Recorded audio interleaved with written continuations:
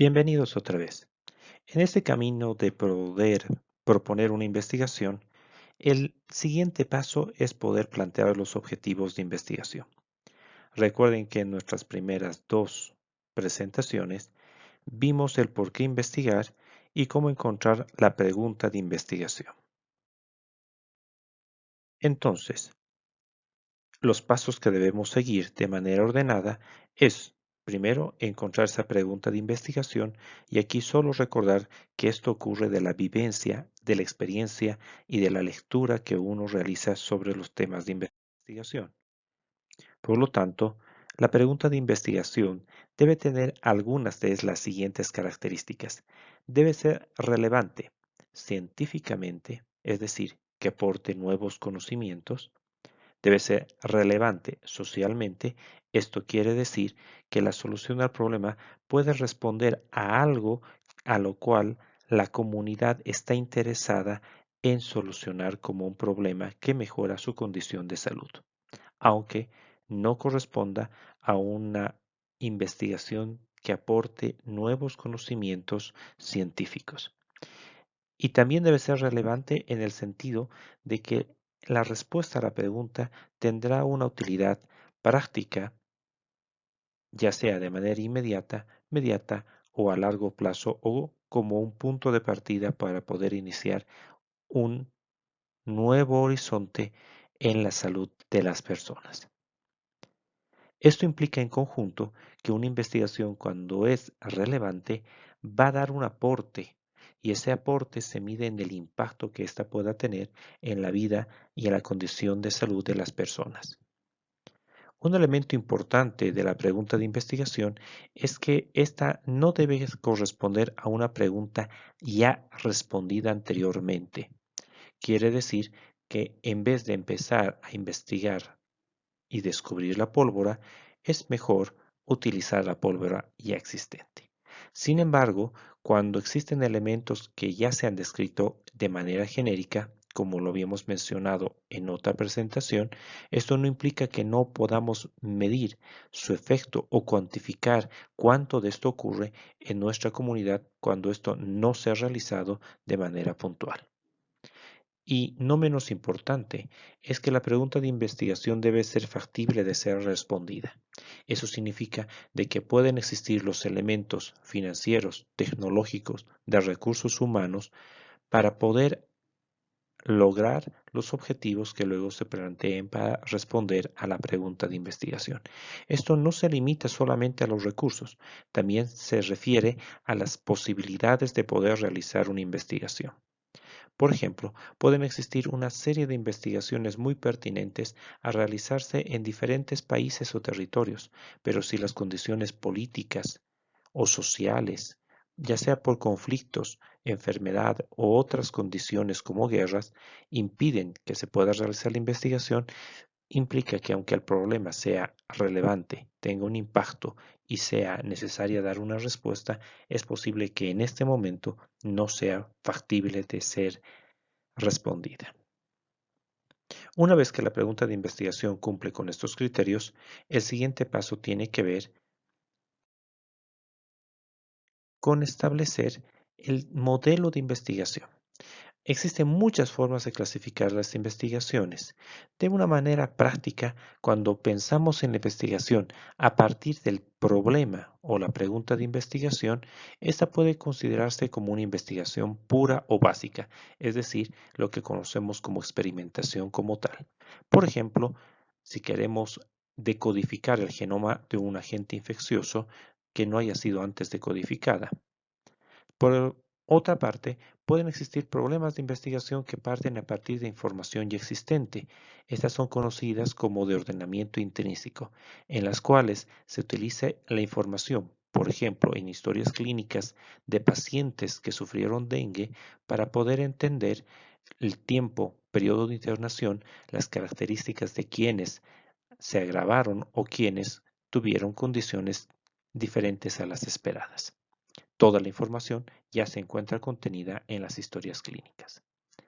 También se habla de investigación aplicada cuando se busca modificar la realidad del problema a la vez que se realiza la investigación. Cada una de estas tiene una correspondencia a diferentes metodologías de investigación que veremos en otra presentación. Cuando ya tenemos la pregunta de investigación, el siguiente paso es establecer los objetivos. Uno suele plantear un objetivo general y objetivos específicos. El objetivo general de la investigación nos debe llevar a Marte. Y no me refiero al planeta, me refiero a una serie de letras que conforman las características básicas de un buen objetivo de investigación que esté bien planteado.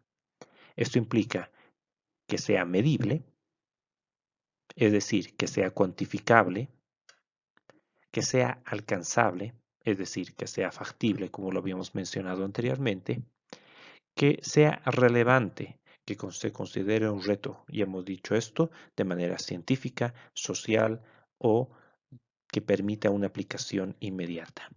Debe ser medido en tiempo, es decir, que establezca el periodo en el que se realiza la investigación o en el tiempo en el que se alcanzarán los resultados. Y debe ser específico, es decir, que una persona al leer el objetivo comprenda claramente qué es lo que se espera lograr con la investigación. Recuerde que el objetivo general de investigación es la respuesta que esperamos al problema que nos planteamos inicialmente. Algunos tips para establecer de manera correcta los objetivos es utilizar verbos en forma infinitiva, eso en las escuelas clásicas. Estos verbos dependen de la complejidad del estudio. Así, inicialmente solemos solamente hacer una descripción, es decir, describir. A veces vamos un paso más adelante porque de lo que existe queremos identificar o cuantificar diferentes variables, poblaciones o fenómenos de salud. En otras oportunidades, ya avanzando un poco más en el proceso de análisis, comparamos estas variables o estas situaciones o estas mediciones entre diferentes poblaciones o diferentes contextos. Cuando además de esto analizamos o relacionamos causa y efecto, lo que nos permite además hacer una proyección de qué es lo que puede pasar en el futuro o cómo se puede explicar los datos del pasado, pasamos a un nivel mucho más importante donde los verbos analizar, relacionar y proyectar son los que suelen primar. Finalmente, verbos como evaluar y valorar implican niveles más altos porque ambos significa que además de haber descrito, identificado, comparado, analizado, y relacionado, somos capaces a partir de esa información de emitir un criterio. Cuando uno evalúa, establece si tal fenómeno es bueno, es malo, suficiente, insuficiente u otro elemento que implica emitir un juicio final. Por tanto, estas variables están en relación a la complejidad del estudio y que van desde los descriptivos básicos hasta los analíticos y experimentales. La coloración tipo arcoíris que ustedes ven no es al azar. Trata de reflejar el hecho de que el límite de utilizar un verbo por un determinado tipo de estudio o metodología de investigación no necesariamente tiene una relación lineal. Así, un objetivo como describir o identificar puede ser la parte central de un ensayo clínico que implica estudios analíticos de tipo experimental. Otro tip importante es el hecho de expresar los objetivos en las dimensiones epidemiológicas básicas, es decir, qué es lo que haremos, en quiénes haremos, dónde y cuándo lo haremos. Esto nos permitirá tener una cita que nos delimita claramente y lo que le da especificidad a nuestros objetivos. Finalmente, cuando existe una buena pregunta de investigación, el objetivo suele ser bastante sencillo de redactar, pues el objetivo es igual a la respuesta de la pregunta de investigación que nos planteamos. Por ejemplo, si nosotros nos planteamos como pregunta de investigación, ¿qué factores influyen en el aprendizaje en línea de los estudiantes de medicina?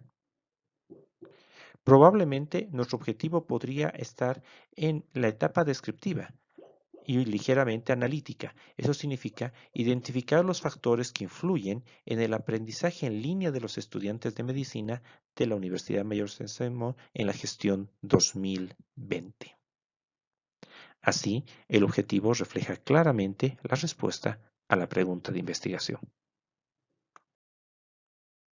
Los objetivos específicos deben pensarse como subinvestigaciones de la investigación mayor, que en suma nos permiten dar la respuesta, es decir, el objetivo general. Así, la suma del objetivo específico 1, 2, 3 y los que sea necesario se suele recomendar entre 3 y 5 para la mayor parte de las investigaciones, pero no existe un determinado número para esto. Debe darnos como resultado o como conclusión lógica, una vez logrado esto, la solución del objetivo general.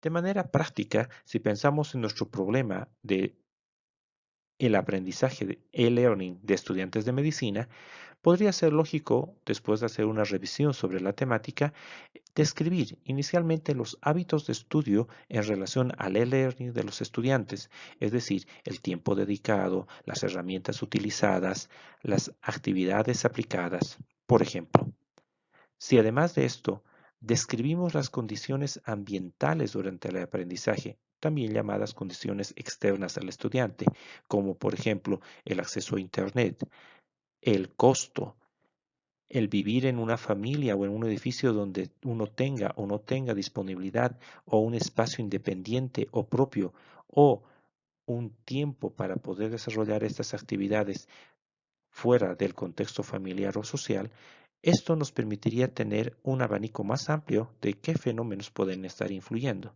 Finalmente, habrá que relacionar tanto los hábitos del estudiante como las condiciones en las que estudia respecto al objetivo del e-learning planteado en este caso sobre la calificación obtenida. Así veremos si los estudiantes que tienen determinados hábitos logren mejores o peores notas. Y de identificar algunos de estos factores que se relacionan con esto, habremos identificado los factores que influyen en el e-learning, tanto de manera positiva como de manera negativa.